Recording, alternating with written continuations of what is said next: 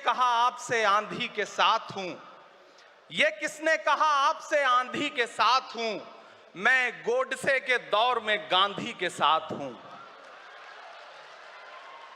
इस राष्ट्रीय अधिवेशन में पूरे भारत के एक एक छोर से, एक एक राज्य से आए हुए कांग्रेस पार्टी के जो तमाम सदस्य यहां पर उपस्थित हैं, मैं आपकी ऊर्जा को सलाम करता हूं और मैं आज जो प्रस्ताव पेश हुआ है उस पर बात करने के लिए आपके बीच में खड़ा हूं।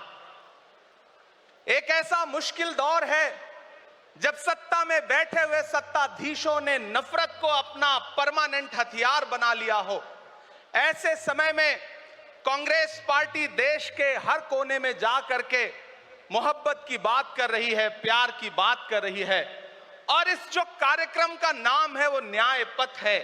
न्याय पथ यानी कि इंसाफ का रास्ता, और उस इंसाफ के रास्ते पर अपने अतीत की विरासत को संभाल करके, संजो करके लेके चलता हुआ एक ऐसा न्याय का योद्धा जिसका नाम राहुल गांधी है, जो हम सब के लिए प्रेरणा का स्रोत है। मैं गुजरात में खड़ा हूं, जो महात्मा गांधी का गुजरात है, जो सरदार वल्लभ भाई पटेल का गुजरात है। तो मैं इस गुजरात में खड़ा होकर के अपने अतीत और अपने वर्तमान को मिलाता हूं तो मैं ये महसूस करता हूं और फख्र से सोचता हूं कि मैं वो हूं, मैं कांग्रेस का अदना सा एक वो सिपाही हूं जिसकी जड़ें जाकर के महात्मा गांधी से मिलती हैं और जिसके कदम जाकर के राहुल गांधी से मिलते हैं। मैं सौभाग्यशाली हूं कि मैं कांग्रेस पार्टी का एक अदना सा सिपाही हूं।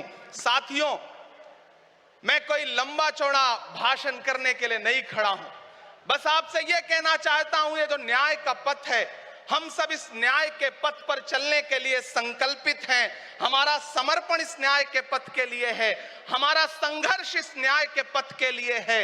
मेरे भाई शशि थरूर जी बोल रहे थे, सचिन पायलट जी ने बोला, हमारी बहन गेनी बहन ने बोला, उसके बाद इमरान बोल रहा है। इन चार नामों में ही आप ये पाएंगे कि उत्तर से लेकर के, दक्षिण से लेकर के, गुजरात से लेकर उत्तर प्रदेश तक कांग्रेस यही तो है। कांग्रेस यही तो है, देश को समेटने और एकजुट करने का नाम कांग्रेस है। मुझे याद है कि जब कन्याकुमारी के साहिल पर खड़े होकर के, समंदर के साहिल पर खड़े होकर के हमारे नेता राहुल गांधी जी ने कहा था कि मैं 4000 किलोमीटर चलूंगा, एक नारा लगाऊंगा, नफरत छोड़ो भारत जोड़ो। हम सारे लोग उनके कंधे से कंधा मिला करके, उनके कदम से कदम मिला करके 4000 किलोमीटर चलते रहे। मैंने देखे हैं राहुल गांधी जी के पांव के छाले, मैंने देखा है उनका बहता हुआ पसीना, लेकिन हम आपसे पूछना चाहते हैं और इस स्टेज पर मौजूद कांग्रेस पार्टी के अपने तमाम वरिष्ठ नेताओं से भी ये निवेदन करना चाहते हैं कि जिस पथ पर, जिस इंसाफ के रास्ते पर राहुल गांधी इस मुश्किल वक्त में निकले हैं, हम उस लड़ाई में किस तरह से, कितने जोश के साथ राहुल गांधी जी के साथ खड़े हैं, यही तय करेगा। राहुल जी ने कहा है कि अगला निशाना, अगली जीत, अगला राज्य जहां कांग्रेस पार्टी जीतेगी वो गुजरात होगा। तो याद रखिए कि हार तब होती है जब ठान लिया जाता है, हार तब होती है जब मान लिया जाता है, जीत तब होती है जब ठान लिया जाता है। अगर हमने ठान लिया कि जहां से आज सत्ता के शीर्ष पर बैठे हुए लोग नफरत परोसने का काम कर रहे हैं, असमानता का काम कर रहे हैं, संस्थाओं को कुचलने का काम कर रहे हैं, उनके खिलाफ अगर हमने उन्हीं जड़ों में जाकर के मेहनत की, हिम्मत दिखाई, तो मुझे पूरा यकीन है कि जिस तरह अंग्रेजों के खिलाफ लड़ते हुए कांग्रेस पार्टी ने इस देश को स्वतंत्रता संग्राम के जरिए आजादी दिलाई थी, तो यह लड़ाई भी उस स्वतंत्रता संग्राम से कम नहीं है। उस लड़ाई का नेतृत्व महात्मा गांधी जी कर रहे थे, तो इस लड़ाई का नेतृत्व राहुल गांधी जी कर रहे हैं और हम सारे लोग राहुल गांधी जी के साथ खड़े हैं। हो सकता है कुछ लोग इस सफर में, इस मुश्किल सफर में छोड़ के चले गए हों, उन्हें नजरअंदाज करिए और एक नई पीढ़ी, एक नई ऊर्जा के साथ राहुल जी के साथ खड़ी हो। मैं तो कहना चाहता हूं कि कांटे गुल के साथ नहीं चल सकते हैं, बुज़दिल खुल के साथ नहीं चल सकते हैं। रास्ते में जो छोड़ गया उसे जाने दो, सब राहुल के साथ नहीं चल सकते हैं। आप सारे लोग, हम सारे लोग और इस देश के लाखों लाख करोड़ों करोड़ लोग राहुल गांधी जी के साथ खड़े हैं। और यहां खड़ा होकर के इस देश के पिछड़ों को, आदिवासियों को, दलितों को, अल्पसंख्यकों को मैं सबको भरोसा दिलाते हुए इतना कहना चाहता हूं कि मेरे भाई, कांग्रेस ही है जो आपकी असली लड़ाई लड़ रही है। मुझे वो दिन याद है कि ये सरकार जब एक बिल लेकर के आई तो रात के 3 बजे भी आदरणीय सोनिया गांधी जी राज्यसभा में मौजूद थी इस देश के लिए, इस संविधान के लिए लड़ाई लड़ने के लिए। और राहुल गांधी जी भी लोकसभा में मौजूद थे उससे एक दिन पहले।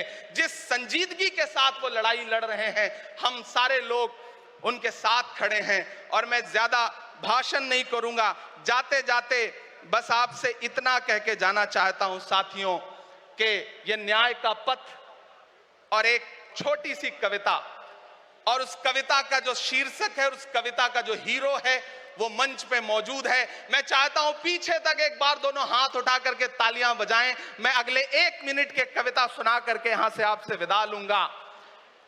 कन्याकुमारी से जो सफर शुरू हुआ था वो अहमदाबाद तक लगातार जारी है और आगे भी जारी रहेगा।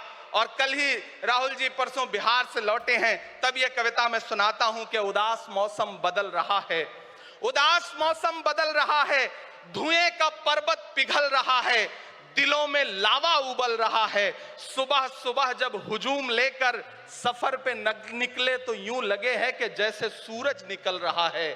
वो चल रहा है, वो चल रहा है। वो कह रहा है कि नफरतों से जो दिल है टूटे मैं जोड़ दूंगा। एक नारा नफरत छोड़ो भारत जोड़ो, एक नारा नफरत के बाजार में मोहब्बत की दुकान खोल ली है। वो कह रहा है कि नफरतों से जो दिल है टूटे मैं जोड़ दूंगा। वो कह रहा है हर एक दरिया हर एक तूफान को मोड़ दूंगा। सुनो सितमगर, न समझो डर कर मैं अपने लोगों को छोड़ दूंगा। सितम की गर्दन मरोड़ दूंगा। सितमगरों की हर एक ख्वाहिश हर एक साजिश कुचल रहा है। वो चल रहा है, वो चल रहा है। अंतिम पंक्तियां पढ़ता हूं कि जमाने भर की तमाम माओं ने हाथ उठाकर दुआएं दी हैं। जमाने भर की तमाम माओं ने हाथ उठाकर दुआएं दी हैं। तमाम बच्चों ने इस तपस्वी का माथा चूमा, बलाएं ली हैं। जो नफरतों का जहर भरा है ये बन के शंकर निगल रहा है। वो चल रहा है, वो चल रहा है। मोहब्बतों की किताब लेकर लबों पे अपने गुलाब लेकर, मोहब्बतों की किताब लेकर लबों पे अपने गुलाब लेकर, सुनहरे रंगों का ख्वाब लेकर वो आया है इंकलाब लेकर। बलाएं रास्ता बदल रही हैं, फजाएं खुशबू में ढल रही हैं। ये नफरतों का निजाम बदले, हिकारतों का कलाम बदले। अगर ये रहबर नहीं बदलते तो अपना लहजा अवाम बदले। अंधेरे बेचैन दिख रहे हैं, कोई जो है इस अंधेरी शब में मशाल की तरह जल रहा है। वो चल रहा है, वो चल रहा है, वो चल रहा है। बहुत बहुत आप सबको धन्यवाद दूंगा। साथियों, आपने जिस जिंदा दिली से सुना उसके लिए आपका बहुत आभार। न हम सफर न किसी हमनशी से निकलेगा।